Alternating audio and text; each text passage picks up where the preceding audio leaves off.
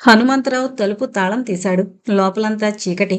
ఘోర నిశ్శబ్దం కూడా భరించలేనంత శబ్దం చేస్తుందంటారు. అలానే భయంకరంగా, కాంచనగంగా బంగ్లా లోపల నుంచి నిశ్శబ్ద తరంగాలు బయటకు కొట్టుకొస్తున్నాయి. ముకుందరావు టార్చ్ లైట్ వెలిగించాడు. ఆ వెలుతురులో హనుమంతరావు గోడకున్న స్విచ్లు వరుసగా వేశాడు. హాల్లో ట్యూబ్ లైట్లు దేదీప్యమానంగా వెలిగాయి. ఒరే నాని, ఈ రాత్రికి మన ఇంటికి వెళ్ళి పడుకుందాం. కావాలంటే రేపొద్దునొచ్చి ఉందాన్రా అన్నాడు హనుమంతరావు. వద్దు, ఇక్కడే ఉంటాం. అసలు మేము వచ్చినట్టు ఊళ్ళో ఎవరికీ తెలియనివ్వకు. సునీత వచ్చిందని తెలిస్తే జనం మమ్మల్ని ఇక ప్రాణాలతో బ్రతకనివ్వరు అని ముకుందరావు ముందుకెళ్తూ, మొత్తం కాంచనగంగ బంగ్లాలో ఎక్కడెక్కడ ఏ ఏ గదులున్నాయో చూపించు అన్నాడు. ఇష్టం లేకపోయినా హనుమంతరావు కాంచనగంగ బంగ్లాలో ఉన్న గదులన్నింటినీ చూపించాడు. అది 3 అంతస్తుల బంగ్లా. కిందంతస్తులో పెద్ద హాలు, ఎడం వైపున 3 గదులు ఉన్నాయి. ఒక గది రాజావారి పడక గది. ఆ గదిలోనే అప్పుడు ఎన్నికల ప్రచారానికొచ్చిన జమీందారు భార్యతో పాటు పడుకునేవాడు. చివరికి ఆ గదిలోనే మొదటి భార్య కొడుకు చేతుల్లో హత్య చేయబడ్డాడు. దానికి ఎదురుగా హాలుకి కుడివైపున మరో 2 గదులున్నాయి. ఒకటి డైనింగ్ హాలు, మరోటి వంటగది. ఇంకా గదులున్నాయి కానీ అవన్నీ తాళాలు వేసి మూసేసున్నాయి. రెండో అంతస్తులో 3 పడక గదులు, మరో గది ఉన్నాయి. మధ్యలో కిందంతస్తులో ఉన్నంత హాల్ ఉంది. ఆ హాల్లోనే రాజావారి సరదాలన్నీ తీరేవి. పట్నం నుంచి దేవదాసీలని, నృత్య కళాకారుల్ని తీసుకొచ్చి వాళ్ళ కళా కౌశలాన్ని అక్కడ ప్రదర్శించుకునేటట్టు చేసేవారు. మూడో అంతస్తులో 3 పడక గదులున్నాయి. అవన్నీ రాజావారి విలాసిన్ల కోసం ఉపయోగించేవారు. అక్కడ ఎంతమంది హింసించబడ్డారో, ఎందరూ చంపబడ్డారో ఎవరికీ తెలీదు. పై డాబా మీదకు వెళితే గ్రామమే కాకుండా చుట్టూ 10-15 మైళ్ళ ప్రాంతం స్పష్టంగా కనిపిస్తోంది.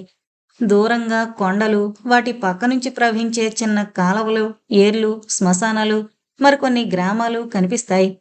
దూరంగా ఉన్న చిట్టడుగు కూడా అగుపిస్తోంది. అందులో చిరుతపులులు కూడా ఉండేవట. ప్రస్తుతం లేవు, కానీ లేళ్లు, అడవి పందులు, అడవి దున్నలు ఉన్నాయి. వాటిని రాజావారు బుద్ధి పుట్టినప్పుడల్లా వేటాడేవారు. కిందంతస్తులో ఉన్న పడక గదిలో ముకుందరావు, జానకి ఉండడానికి, రెండో అంతస్తులో ఒక గదిలో శ్రీనివాస్, శ్రీలక్ష్మి, మరో గదిలో సునీత ఉండడానికి నిర్ణయాలు చేసుకున్నారు. హను, నువ్వింకింటికి వెళ్ళు. రేపు వంటకి కావలసిన సరంజామా అంతా తీసుకున్నా. భోజనం మీ ఇంట్లోంచొద్దు, మేమే చేసుకుంటాం అన్నాడు ముకుందరావు. అదేంరా, కనీసం భోజనమన్నా? నేను చెప్పినట్టు చెయ్యి. నీతో పాటు డ్రైవర్ని కూడా తీసుకెళ్ళు అని డ్రైవర్కి డబ్బిచ్చాడు. హనుమంతరావు అయిష్టంగానే డ్రైవర్ని తీసుకుని వెళ్ళిపోయాడు. అతను వెళ్ళిపోయాక ముకుందరావు పెట్టెలు పడక గదిలో పెట్టాడు. జానకిని ఆ గదిలోకి వెళ్ళమన్నాడు. మద్రాసు నుంచి జానకి తీసుకొచ్చిన తినుబండారాలు డైనింగ్ రూంలో అందరికీ వడ్డించింది. తిన్న తర్వాత సునీత, శ్రీనాథిని, శ్రీలక్ష్మిని తీసుకుని పైకి వెళ్ళిపోయింది. ఆమె వెనకనే ముకుందరావు కూడా వెళ్ళాడు. జానకి పడకగది పక్కనే ఉన్న బాత్రూంలోకి మొహం కాస్త శుభ్రం చేసుకునేందుకు వెళ్ళింది. 16 గంటలు ప్రయాణం చేశావు, స్నానం చేయకూడదా అమ్మా అని వెనక నుంచి ఎవరో గుసగుసలాడుతున్నట్టు అనిపించింది. జానకి చొప్పున వెనక్కి తిరిగి చూసింది. ఎవరూ కనిపించలేదు. బాత్రూం తలుపులు దగ్గరగా వేసినట్టు అనిపించింది. జానకి ద్వారం దగ్గరికెళ్ళి చూసింది. ఎవరూ కనపడలేదు. సన్నగా అడుగుల చప్పుడు వినిపిస్తున్నట్టు అనిపించింది. జానకి తనకి తెలియకుండానే అప్రయత్నంగా తలుపులు వేసి స్నానం చేసింది. స్నానం చేస్తున్నంతసేపు ఏవో చప్పుళ్ళు వినిపిస్తూనే ఉన్నాయి. పైన సునీత, పిల్లలు పక్కలు పరుచుకుంటున్నారు అనుకుంది. స్నానం పూర్తయ్యాక బెడ్రూంలోకి వచ్చింది. అక్కడ చిన్నగా చప్పుళ్ళు వినిపించాయి. బెడ్ దగ్గరకొచ్చేటప్పటికి శబ్దాలు మరింత హెచ్చైనట్టు ఫీల్ అయింది. బెడ్ మీద దుప్పటి పరుస్తూ ఉంటే బెడ్ మీద ఎవరో ఉన్నట్టు అనిపించింది. ఉలిక్కిపడి కళ్ళు పెద్దవి చేసి చూసింది. ఎవరూ లేరు, భ్రమ అనుకుంది. శబ్దం మాత్రం పైనున్న సునీత, శ్రీనాథ్, శ్రీలక్ష్మి, ముకుందరావుల్ది అనుకుంది. ఆ గది చాలా విశాలంగా ఉంది. గోడలకి ఏవేవో తైలవర్ణ చిత్రాలున్నాయి. జానకి వాటినన్నింటినీ పరిశీలనగా చూస్తూ ఉంది. ఆమె ఎటు తిరుగుతూ ఉంటే అటు అడుగుల చప్పుడు అతి మృదువుగా, మెత్తగా వినిపిస్తోంది. ఆమె నిలబడిపోతే చప్పుడు లేదు. ఆమెకిదేం అర్థం కాలేదు. దెయ్యాలు, భూతాలు అనేవి ఉంటే గింటే వాటికి శరీరం అనేది లేదు కదా. ఈ అడుగుల చప్పుడు వినిపించడమేంటి? మెల్లగా మెట్ల దగ్గరకు వెళ్ళింది. పైన సునీత, ముకుందరావు మాటలు మెల్లగా వినిపిస్తున్నాయి. జానకి పైకి మెట్లెక్కి వెళ్ళింది. జానకిని చూసి ముకుందరావు పకపకా నవ్వాడు. చూసావా సునీ, మీ వదిన వస్తోందంటే నమ్మావు కాదు. అదిగో సాక్షాత్తు మీ వదినే వచ్చింది, దెయ్యం కాదు అన్నాడు ముకుందరావు. అబ్బా, జడిపించేసావు వదినా, నిజంగా హడలిపోయానంటే నమ్ము అంది సునీత. ఏం? ఇందాకట్నుంచి ఏవో అడుగుల చప్పుళ్ళు వినిపిస్తున్నాయి. అది నువ్వే అంటే సునీత నమ్మదు. అన్ని గదులు వెతికింది. చివరికి డాబా మీద కూడా వెళ్ళాం. నువ్వే ఇలా దాగుడు మూతలాడుతున్నావేమోనని అన్నాడు ముకుందరావు. జానకి గతుక్కుమంది. తను కింద విన్న అడుగుల చప్పుడు, గుసగుసలు, తలుపులు మూసుకోవడం గురించి చెప్పాలా వద్దా అనుకుంది. బహుశా తను కింద గదుల్లో నడుస్తూ ఉంటే పైన వీళ్ళకి వినిపిస్తుందేమో, పైన వీళ్ళు తిరుగుతూ ఉంటే కింద తనకు అలా అనిపిస్తుందేమో. శ్రీనాథ్, శ్రీలక్ష్మి బెడ్ మీద నిద్రలో ఉన్నారు. నువ్వెక్కడ పడుకుంటావమ్మా అని జానకి సునీతని అడిగింది. అదిగో ఆ గదిలో అని సునీత పక్కనే ఉన్న గదిలోని పెద్ద పందిరి పట్టి మంచం వైపు చూపించింది. జానకి నిట్టూర్పు విడిచి పిల్లలకి దుప్పటి కప్పి భర్తతో పాటు కిందకు వెళ్ళిపోయింది. అంతా బాగా అలిసిపోయున్నారేమో, అందరికీ మంచి నిద్ర పట్టేసింది. బయట బాగా చలిగా ఉంది. అందువల్ల కిటికీలు, తలుపులు బిగించుకున్నారు. అయినా చలి వణికించేస్తుంది. రగ్గులు కప్పుకుని నిద్రపోతున్నారు. సరిగ్గా 1:30 అయ్యేసరికి ముకుందరావుకి ఏదో ఆవేశం వచ్చినట్టయింది. ఇటు అటు పిచ్చిగా దొర్లాడు. పక్కనే జానకి నిద్రపోతోంది. అతనికి మెలకువ రాలేదు. అయినా పక్కనున్న జానకిని కసిగా, పిచ్చి వాంఛతో గట్టిగా కౌగిలించుకుని ఆమెను ఉక్కిరిబిక్కిరి చేసేస్తున్నాడు. జానకి కళ్ళు తెరిచింది. తన చుట్టూ ఇనుప హస్తాలతో బిగుసుకుంటున్న భర్త వైపు చూసింది. అతను కళ్ళు మూసుకునే ఆమెను బిగి కౌగిలిలో బిగించేస్తున్నాడు. జానకికి ఊపిరాడడం లేదు. బలమంతా ఉపయోగించి అతన్ని విడిపించుకుంది. అయినా అతను వదల్లేదు. రాక్షసుళ్లా ఆమెను పట్టుకున్నాడు. సరిగ్గా అదే సమయంలో సునీతకు అకారణంగా మెలకు వచ్చింది. చలి కొరికేస్తోంది. దుప్పటి, రగ్గు కప్పుకున్న చలి ఆగడం లేదు. అవతల గదిలో శ్రీనాథ్, శ్రీలక్ష్మి మంచి నిద్రలో ఉన్నారు. తలుపులు, కిటికీలు వేసే ఉన్న రివ్వున చలిగాలి సుడిగాలిలో వచ్చి వాళ్ళు కప్పుకున్న రగ్గుని లాగేసి ఎగురుకుంటూ వెళ్లి గోడను ఢీకొని అక్కడే పడిపోయింది. ఆ పక్కనున్న పెట్టె బల్ల మీద నుంచి దబ్బున కింద పడిపోయింది. సునీత ఉలిక్కి పడింది. మంచం మీద నుంచి లేచి శ్రీనాథ్, శ్రీలక్ష్మిలు పడుకున్న గదిలోకొచ్చింది. చలి మాయమయ్యి ఒళ్ళంతా వెచ్చగా అయిపోయింది. కానీ బెడ్ మీద శ్రీనాథ్, శ్రీలక్ష్మి వణికిపోతున్నారు. వాళ్ళు కప్పుకున్న రగ్గు గోడ దగ్గర పడింది. ఆశ్చర్యంగా చూస్తూ రగ్గు తీసి బెడ్ దగ్గరకొచ్చింది. అక్కడికి రాగానే చలి విపరీతంగా వణికించనారంభించింది. ఆమెకి చిత్రం అనిపించింది. రగ్గు పిల్లల మీద కప్పి గదంతా చూసి తన గదివైపు కదిలింది. బెడ్కి దూరంగా జరగగానే చలి తగ్గి వెచ్చదనం హెచ్చింది. ఈ చిత్రమేంటో ఆమెకు అర్థం కాలేదు. ఆలోచిస్తూనే తన గదిలోకి వెళ్లి బెడ్ మీద కూర్చుంది. మెల్లగా చలి మొదలైంది. సునీత రగ్గుని కప్పుకుంది. కిటికీ కిర్రుమంటూ శబ్దం చేయనారంభించింది. సునీత చొప్పున అటు చూసింది. కిటికీ గడియ మెల్లగా ఏదో అదృశ్యహస్తం తీస్తున్నట్టు ఓపెన్ అవుతోంది. సునీత ఊపిరి బిగబెట్టి అటే చూస్తోంది. గడియ పూర్తిగా విడిపోవడం, కిటికీ రెక్క టక్కన తెరుచుకోవడం, బయటనుంచి గాలి రివ్వున రావడం ఒకేసారి జరిగాయి. సునీత చొప్పున కిటికీ దగ్గరకు వెళ్ళింది. కిటికీలోంచి ఏదో కిందకి దూకి రివ్వున పోతున్నట్టు అనిపించింది. సునీత ఉలిక్కిపడి కళ్ళు పెద్దవి చేసి చూసింది. ఏం కనిపించలేదు. బయట చెట్టు మీదున్న పొగమంచు విచిత్రమైన వాసనలతో ఆమె ముఖానికి కొట్టింది. ఆకాశం వైపు చూసింది. చంద్రుడు లేడు. నక్షత్రాలు వేలకు వేలు కనిపిస్తున్నాయి. దూరాన ఓ నక్షత్రం క్షణక్షణానికి రంగులు మారుస్తూ మిణుకుమిణుకుమంటోంది.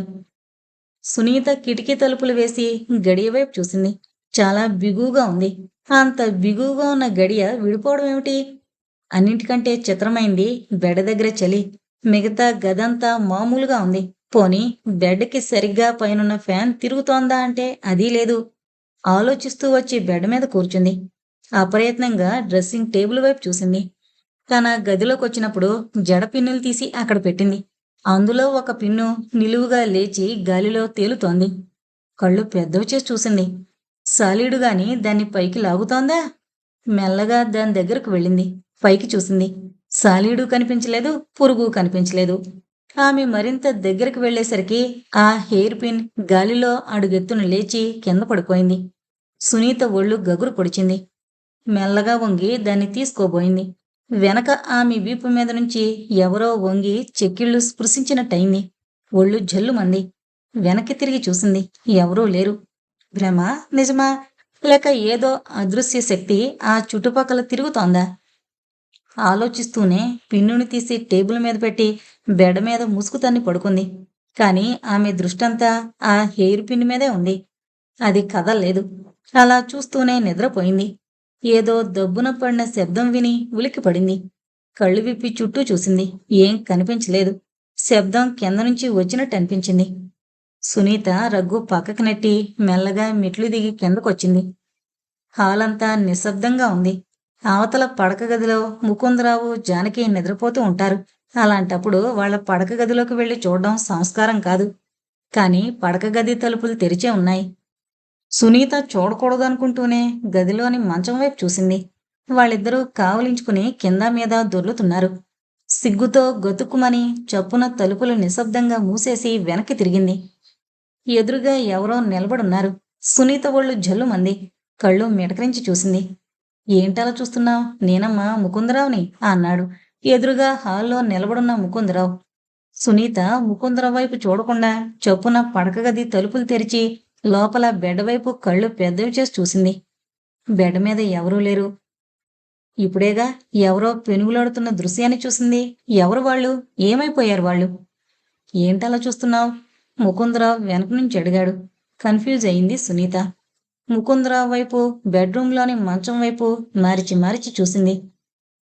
ఆ బెడ్ మీద ముకుందరావు చిరునవ్వు నవ్వాడు. ఎవరూ లేరు అన్నాడు. వదినా? ఆ సమయంలో జానకి బాత్రూంలో ఉంది.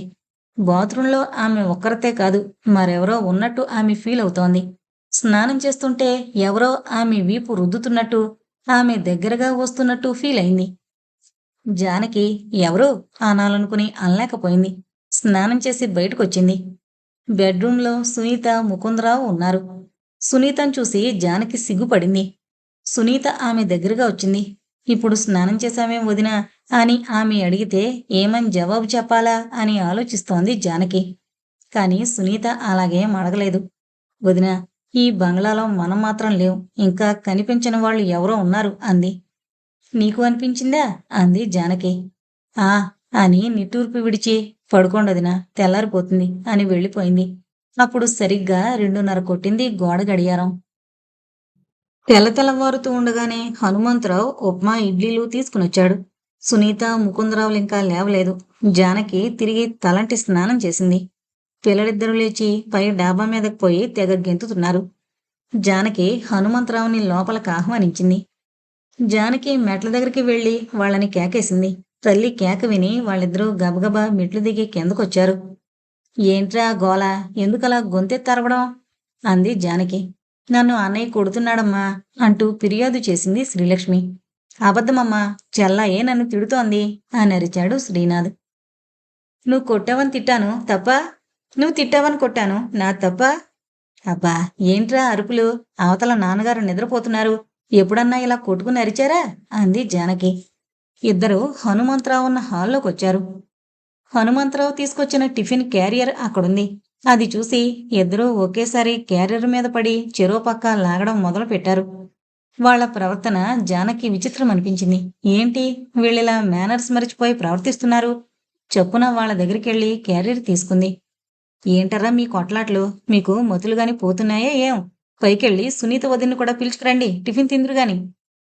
దీనికి కూడా వాళ్ళిద్దరూ నేను వెళతానని కీచులాడుకోవడం మొదలు పెట్టారు. ఈ గోలకి ముకుందరావు లేచాడు. ఏంటో విషయం అడిగి తెలుసుకుని శ్రీనాథ్ని వెళ్లి లేపమని చెప్పాడు. శ్రీనాథ్ గబగబా పైకి వెళ్ళిపోయాడు. సునీత గాఢ నిద్రలో ఉంది. శ్రీనాథ్ ఆమె వైపు చిత్రంగా చూశాడు. దగ్గరకు వెళ్లి ఆమెను కదిపి లేపాడు. సునీత బద్ధకంగా కళ్ళు విప్పింది. శ్రీనాథ్ ఆమెను చూస్తూ పకపక నవ్వడం మొదలుపెట్టాడు. ఏంట్రా నువ్వు అంది సునీత ఆవులిస్తూ. శ్రీనాథ్ సమాధానం చెప్పకుండా ఆమె ముఖం చూస్తూ నవ్వుతూనే ఉన్నాడు. సునీత వాణ్ణి పట్టుకుని లాగింది. ఏంట్రా, ఎందుకా వెకిలి నవ్వు? శ్రీనాథ్ ఆమె ముఖం వైపు చూపిస్తూ నీ ముఖం చూడు అన్నాడు. ఏం? అద్దంలో చూసుకో. సునీత ఒళ్ళు విరుచుకుంటూ లేచి బాత్రూంలోకి వెళ్లి అద్దంలో చూసుకుంది. పై పెదవి నిండా నల్లరంగు పూసింది. చెక్కిళ్ల మీద కూడా చిందరవందరగా రంగు అద్దబడుంది. స్టన్ అయింది. ఎరా, నువ్వేనా ఇలా పులిమావు అని అరిచింది. ఇది మరీ బాగుంది, నేనెందుకలా చేస్తాను? సునీత మరోసారి ముఖం చూసుకుంది. ఎవరో కావాలని తనకి మగవేషం వేయించినట్టుంది. టవల్తో రంగు చెరిపేసుకుంది. గదిలోకొచ్చింది. చుట్టూ చూసింది. అలాంటి రంగు ఆ గదిలో ఎక్కడా కనిపించలేదు. అది సిరా కాదు, మసిలా ఉంది. వీడేగాని తన ముఖానికి రంగు పూసుంటే తనకి మెలకు రాకుండా ఉంటుందా? అయినా వాణ్ణి బెదిరించింది. శ్రీనాథ్, నిజం చెప్పు, లేకపోతే నాన్నగారితో చెప్తా. శ్రీనాథ్ 2 చేతులు పట్టుకుని అడిగింది. వాడు చేతులు విడిపించుకున్నాడు. ఏంటి నిజం చెప్పడం? నేను రాయలేదంటున్నానుగా. కావాలంటే నాన్నారొస్తే చెప్పు అని ఎదిరించాడు. సునీత చుట్టూ చూసింది. రాత్రి దృశ్యం గుర్తుకొచ్చింది. హెయిర్ పిన్ ఎలా ఎగిరిందో.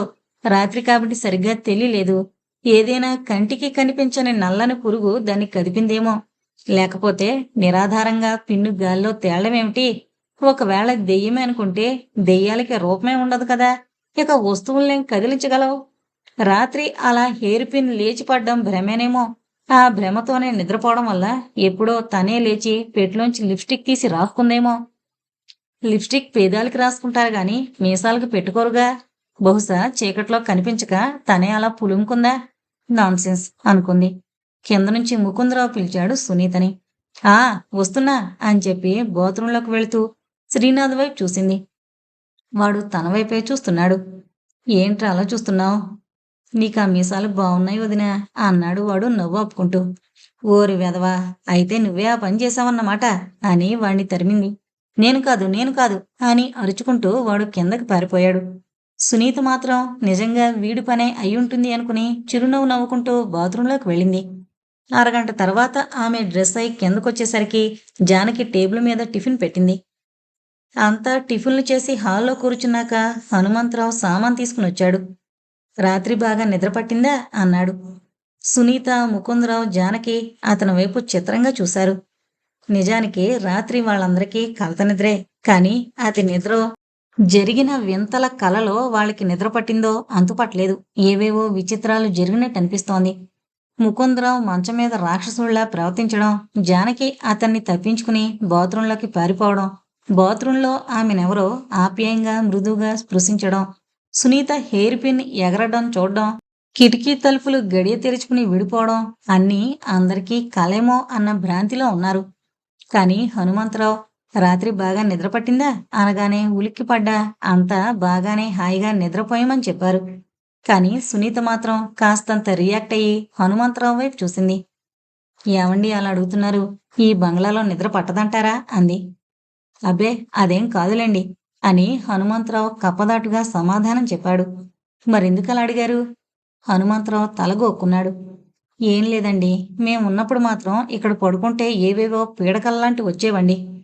ఎలాంటి పీడకలరా అని అడిగాడు ముకుందరావు. ఎవరో గుర్తు తెలియని ఆకారాలుగా వస్తున్నట్టు, మీదపడి రక్కుతున్నట్టు, పీక పిసుకుతున్నట్టు, పడుకున్న మంచాలు గిర్రున తిరుగుతున్నట్టు హనుమంతరావు చెప్పకూడదనుకుంటూనే చెప్పాడు. సునీత, జానకి, ముకుందరావులు ముఖాలు చూసుకున్నారు. అయితే ఎవరూ హనుమంతరావు చెప్పిన దాన్ని ధ్రువపరచలేదు. హనుమంతరావు శ్రీనాథ్ వైపు చూశాడు. ఏరా శ్రీనాథ్, నీకెలా నిద్ర పట్టిందిరా? బాగానే పట్టింది గాని కలలేం రాలేదు. టిఫిన్లు పూర్తయ్యాక బంగ్లా పరిసర ప్రాంతాలు చూసేందుకు అంతా బయలుదేరారు. రాత్రి ముకుందరావు, జానకి పడుకునే గదిలోనే ఎలక్షన్ల ప్రచారానికి వచ్చిన రామ్మోహన్ రంగారావు గారు, ఆయన భార్య పడుకునేవారట. ఇంతకుముందు ఆ గదిలో నారాయణపరావు గారి భార్య పడుకునేవారట. ఆ గదిలో ఆ మంచం మీదే ఆవిడ పోయిందట. ఎలక్షన్ల ప్రచారానికి వచ్చిన రామ్మోహన్ రంగారావు గారు, ఆయన భార్య ఆ గదిలో ఆ మంచం మీదే హత్య చేయబడ్డారు.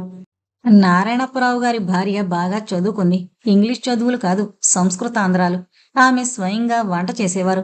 భర్తకే కాకుండా దేవుడిలో ఉండే జనాభా అంతటికీ ఆమె స్వయంగా భోజనం పెట్టేవారట. అన్నపూర్ణ హస్తమని అందరూ అనుకునేవారు. నారాయణపరావు మాత్రం 2వ అంతస్తులో సునీత పడుకున్న గదిలో పడుకునేవారు. ఆయనే కాదు, ఆయన తండ్రిగారు కూడా ఆ గదిలోనే పడుకునేవారట. ఆ గదిలో మరి ఎలాంటి విలాసాలు, విందులు, వినోదాలు జరిగేవో ఎవరికీ తెలీదు. నారాయణపరావు గారి అర్ధాంగి అన్నపూర్ణమ్మ గారు పోయాకే నారాయణపరావు మహా కర్కోటకుల్లా తయారయ్యాడు అంటారు. ఆమెది సహజ మరణమా లేక బలవన్మరణమా అని అడిగాడు ముకుందరావు. ఏమో తెలీదు. జమీందార్లేళ్లలో విషయాలు బయటికేం తెలియవుగా. ఏం అలా అడుగుతున్నావు? అబ్బే, ఏం లేదు. ఆమెది బలవన్మరణమేమో అనిపిస్తోంది. కావచ్చు. ఎందుకంటే నారాయణప్రావు మహా దుర్మార్గుడు. కానీ లోపల జరిగే విషయాలు బయటకు పొక్కే అవకాశం లేదుగా. అంతా కలిసి పైకి వెళ్లారు. అక్కడ గదులన్నీ చూశారు. ఒక గది మాత్రం తాళం వేసింది. ఈ గదేంటి అని అడిగాడు ముకుందరావు. తెలీదు. బహుశా జమీందారు గారు స్టోర్ రూమ్గా వాడేవారేమో. తాళాలు ఎవరేశారు? నేనే. తీయి. సందేహిస్తూనే హనుమంతరావు తాళం తీశాడు. ముకుందరావు లోపల చూశాడు. గదిలో సామాన్లేవీ లేవు. చాలా విశాలంగా ఉంది. స్టోర్ రూమ్ అయితే ఇంత పెద్దదా? ముకుందరావు లోపలికి వెళ్ళాడు. ఏదో దుర్వాసనలాంటి సువాసన. ఒళ్ళంతా గెడ్డకట్టేంత చలి పుట్టింది. ఏదో చెప్పుకోలేని అర్థం కాని భయం, వణుకు పుట్టుకొచ్చింది. తల తిరిగిపోనారంభించింది. అతని చుట్టూ ఏవేవో నిర్వచించలేని శక్తులు చుట్టుముట్టినట్టు అనిపించింది. ఏదో సుడిగాలి తిప్పేస్తున్నట్టు అనిపించింది. ముకుందరావు క్షణం కంటే ఎక్కువసేపు ఆ గదిలో ఉండలేకపోయాడు. చొప్పున బయటకొచ్చేశాడు. బయటకు రాగానే అతని శరీరంలోని రక్తమంతా ముఖంలోకి పోయినట్టు అనిపించింది. ముఖమంతా ఏదోలా మారిపోయింది. అంతే. అతని వైపు ఆశ్చర్యంగా వింతగా చూశారు. అదేంటండి మీ ముఖం అలా మారిపోయింది అంది జానకి. అదే నాకు చిత్రంగా ఉంది అనుకున్నాడు. బయటకొచ్చిన క్షణం తర్వాత ముఖంలోకి పోయిన నెత్తురు కాళ్ళలోకి వచ్చేసింది. ముఖం మామూలుగా మారిపోయింది. సునీత ముకుందరావు వైపు చూసింది దీక్షగా. ముఖం బాగానే ఉందే అంది సునీత. కాదు సునీ, ఇందాక ఆ గదిలోకి వెళ్ళినప్పుడు ముఖమంతా నిగారించిపోయి వాచిపోయినట్టు అనిపించింది. గది నుంచి బయటకు రాగానే మామూలుగా మారిపోయింది.